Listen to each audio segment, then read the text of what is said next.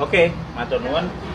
Saya akan coba menerangkan dengan dalam waktu singkat mengenai masalah coronavirus yang sekarang mungkin sedang berjangkit di Indonesia. Sebelum kemana-mana saya akan coba menerangkan mengenai masalah coronavirusnya sendiri.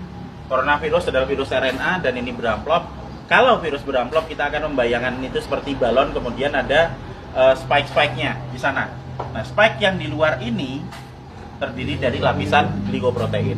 Lapisan glikoprotein akan sangat mudah hancur oleh pelarut lemak, deterjen, ataupun desinfektan. Jadi coronavirus meskipun dia punya kemampuan untuk menyebar dengan cepat, dia tetap memiliki kelemahan. Kelemahannya apa? Kelemahannya akan sangat mudah hancur oleh pelarut lemak, oleh deterjen, oleh desinfektan.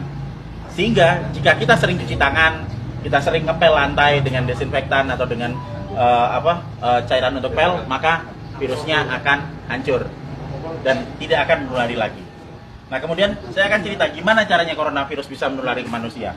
Coronavirus menular ke manusia itu lewat sentuhan dengan material-material yang sudah terjangkit virus pertama, terus kedua pada saat kita berada di keramaian, kemudian ada orang yang mungkin bersin, kemudian kita kena oleh kontak langsung, maka dia akan langsung bisa menulari kita. Tapi sekali lagi kita jangan terburu panik dulu. Kenapa? Karena coronavirus ini tidak seganas seperti yang dibayangkan atau yang ditampilkan oleh media. Kita akan selalu lihat di situ. Sekarang korban coronavirus seluruh dunia ada sekitar di 80.000 sekian penderita. Tapi dari 80.000 itu nanti yang meninggal itu ada sekitar 2.400 yang selalu hanya akan ada di kisaran angka 2-3%. Silakan nanti dilihat di data statistik mengenai seberapa banyak yang orang yang terkena coronavirus dan seberapa banyak yang meninggal. Yang meninggal selalu ada di kisaran antara 2-3%. Berarti sisanya sebanyak 97% itu selamat. Dengan deskripsi lebih detail, yang sakit 53%, sementara sudah ada yang mulai sembuh itu sebanyak 44%. Nanti kita akan cerita kenapa dia bisa sembuh. Jadi begitu coronavirus masuk ke tubuh manusia, maka dia akan menginfeksi sel saluran pernapasan.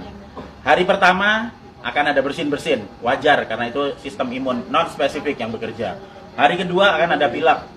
Hari ketiga dan keempat kemudian nanti akan ada demam.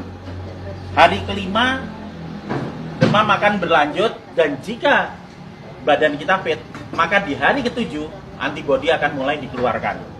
Jadi kita akan belajar mengenai sistem imunologi basic di sini. Pada saat terkena pertama kali, maka tubuh perlu waktu 7 hari untuk memasukkan data mengenai virus yang masuk ke sini ke sel memori. Di hari ketujuh ini ada antibodi. Hari ketujuh antibodi akan meningkat, akan keluar di sini hari ketujuh. Hari ke-14 dia akan naik sampai ke atas maksimal. Nah, pada saat antibodi naik di sini, maka antibodi itu akan dipakai untuk melawan virus corona. Karena antibodi sifatnya spesifik. Antibodi anti corona hanya bisa dipakai untuk menangani virus corona. Dan itu akan dikeluarkan 7 hari pasca infeksi. Yang akan sampai di puncaknya di 14 hari. Pada saat antibodi sampai di puncak, maka virus corona akan ditangani oleh antibodi di dalam tubuh kita sendiri.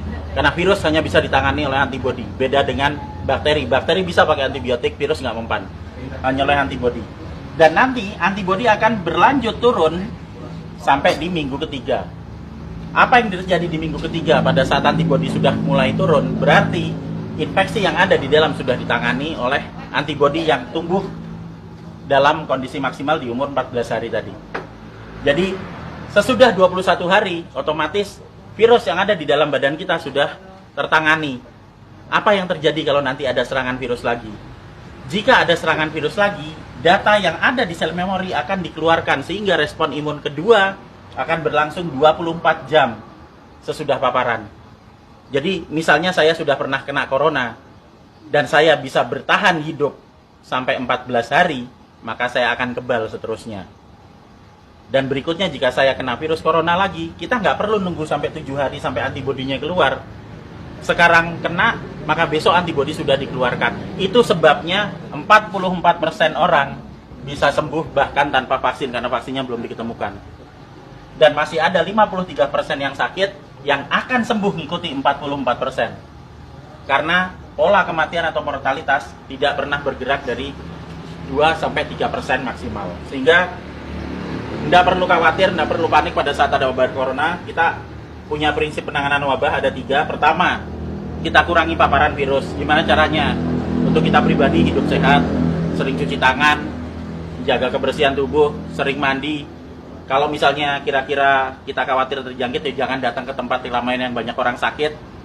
Dan untuk mengurangi paparan virus ke kita. Nah, untuk kitanya sendiri gimana? Kita bisa naikkan antibodi. Gimana caranya? Dengan mengkonsumsi vitamin E atau C, vitamin E plus C setiap hari. Plus madu.